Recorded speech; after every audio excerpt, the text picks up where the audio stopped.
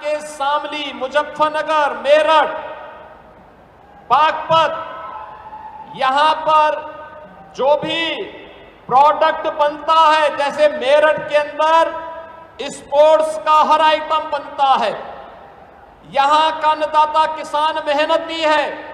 गुड़ की मिठास, सब्जी उत्पादन के लिए और यहां पर अन्य तमाम प्रकार के अन्नदाता किसानों के द्वारा अन्न उत्पादन और खाद्यान्न उत्पादन के साथ साथ फ्रूट्स और वेजिटेबल के उत्पादन के कार्य को भी आगे बढ़ाया जाता है।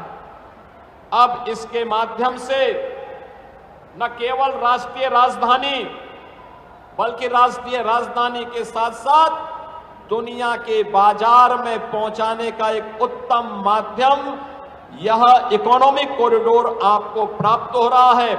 इस अवसर पर मैं आप सबको हृदय से बधाई देता हूं, अपनी शुभकामनाएं देता हूं। बहनों और भाइयों, आज का यह अवसर हम सबके लिए अत्यंत महत्वपूर्ण है। भारत के अंदर सामाजिक न्याय को जमीनी धरातल पर उतारने वाले भारत के संविधान के शिल्पी बाबा साहब डॉक्टर भीमराव अंबेडकर जी की आज 135वीं पावन जयंती है। याद करिए, उन्होंने भारत के संविधान के माध्यम से भारत के हर नागरिक को, चाहे वह किसी जाति का हो, किसी संप्रदाय का हो, किसी क्षेत्र का रहने वाला हो, महिला हो, पुरुष हो, बुजुर्ग हो, नौजवान हो, उन सबको एक समान अधिकार देकर के एक सशक्त भारत की नींव भारत के संविधान के माध्यम से रखी। बाबा साहब के प्रति कृतज्ञता ज्ञापित करते हुए आदरणीय प्रधानमंत्री जी ने देश के अंदर पंचतीर्थ बनाए और आज आदरणीय प्रधानमंत्री जी की प्रेरणा से हमारी सरकार ने तय किया है, बाबा साहब भीमराव अंबेडकर, सद्गुरु रविदास जी महाराज, महर्षि वाल्मीकि और सामाजिक न्याय के इन महापुरुषों की मूर्तियां जहां लगी होंगी, अगर बाउंड्री वॉल नहीं है और मूर्ति के ऊपर छत नहीं है, तो सरकार पैसा देकर के इस कार्य को पूरा करने का कार्य करके इन महापुरुषों के प्रति सम्मान का भाव रखवाएगी। यह कार्य प्रारंभ होने जा रहा है। बहनों और भाइयों, यह सम्मान आने वाली पीढ़ी को एक सूत्र में जोड़ करके प्रधानमंत्री जी के एक भारत श्रेष्ठ भारत के अभियान को आगे बढ़ाता है।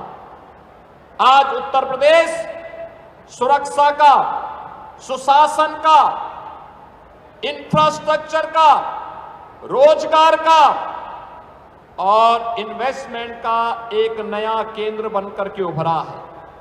डबल इंजन सरकार की ताकत क्या होती है? अगर देखना है तो डबल इंजन की सरकार की ताकत है कि अब उत्तराखंड हो या उत्तर प्रदेश या दिल्ली, अब बड़े से बड़े इंफ्रास्ट्रक्चर को लाने में कोई दुविधा नहीं। अब सहारनपुर में अपना विश्वविद्यालय मां शाकंभरी के नाम पर बन गया है। सरसावा में सिविल टर्मिनल बन रहा है, एयरपोर्ट बन रहा है। और याद करिए, अब तो सहारनपुर के किसी नौजवान की इच्छा हो कि वो फिल्मों में काम करे तो जेवर में एयरपोर्ट भी बन गया, एशिया का सबसे बड़ा एयरपोर्ट भी बन गया और फिल्म सिटी का निर्माण भी वहां हो रहा है। यह भी एक नया क्षेत्र है कला के लिए, कलाकारों के लिए, नौजवानों के लिए अपनी प्रतिभा को समाज के सामने प्रस्तुत करने का एक माध्यम है। बहनों और भाइयों, जब विकास होता है, मैं देख रहा था मां शाकंभरी का कॉरिडोर कितना भव्य बन रहा है। नवरात्रि के ठीक पहले मैं निरीक्षण करने के लिए आया था। ये तब होता है जब उस प्रकार की सरकार जो विरासत का भी संरक्षण करती है और विकास के कार्यों को बिना रुके, बिना डिगे, बिना थके लेकर के आगे बढ़ सकती है। बांटने वाला व्यक्ति जाति के नाम पर, परिवारवाद के नाम पर समाज में वैमनस्यता पैदा करने वाला व्यक्ति कभी विकास के बारे में नहीं सोच सकता। जिन लोगों ने बांटा है, जो लोग विभाजन में विश्वास करते हैं, जो लोग अराजकता पैदा करने में विश्वास करते हैं, जिन्होंने प्रदेश की पहचान पे संकट खड़ा किया था, जिन्होंने माफियाओं को प्रश्रय दिया था, जिन्होंने कर्फ्यू और दंगों को आगे बढ़ाया था, उन लोगों से उम्मीद करना कि वे लोग विकास करेंगे, नौजवान को रोजगार देंगे, किसानों के लिए कोई कार्य करेंगे, अपने आप में एक दिवा स्वप्न है।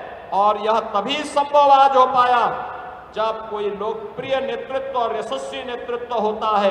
आदरणीय प्रधानमंत्री जी के नेतृत्व में नया भारत विकास, सुशासन और सेवा का जो मॉडल खड़ा कर रहा है, उस मॉडल को आज इस इकोनॉमिक कॉरिडोर के माध्यम से भी हम सब देख रहे हैं।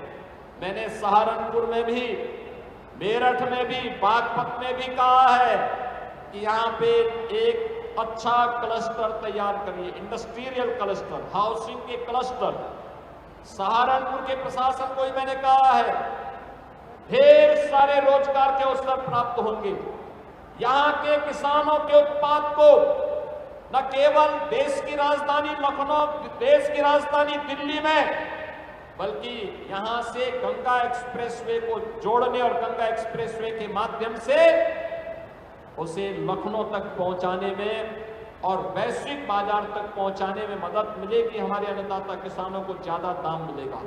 आज बहनों और भाइयों, बाबा साहब भीमराव अंबेडकर जी की इस पावन जयंती कार्यक्रम के अवसर पर यह सहारनपुर वासियों को, पश्चिमी उत्तर प्रदेश के वासियों को आदरणीय प्रधानमंत्री जी के कर कमलों से प्राप्त हो रहा है। यह कॉरिडोर पहले कितना कठिन होता था, याद करिए।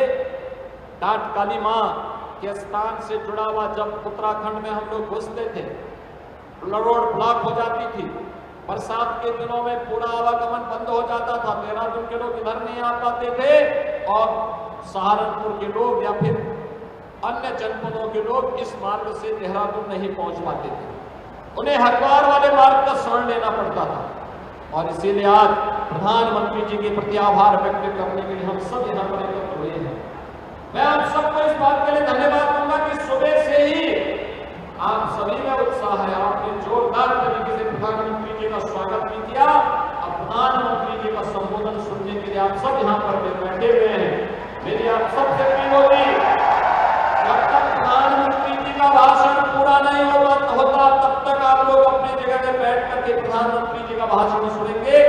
इस विश्वास के साथ विकास की रफ्तार और विरासत का संरक्षण, ये डबल इंजन सरकार बिना रुके, बिना डगे, बिना थके निरंतर आगे बढ़ाती रहेगी। आप सबको मैं एक बार फिर से इस इकोनॉमिक कॉरिडोर के लिए हृदय से बधाई देता हूं। आदरणीय प्रधानमंत्री जी और राष्ट्रीय राजमार्ग मंत्रालय को हृदय से धन्यवाद देते हुए, अपनी वाणी को विराम देते हुए आप सबसे कहूंगा, मेरे साथ बोलेंगे, जय श्री राम।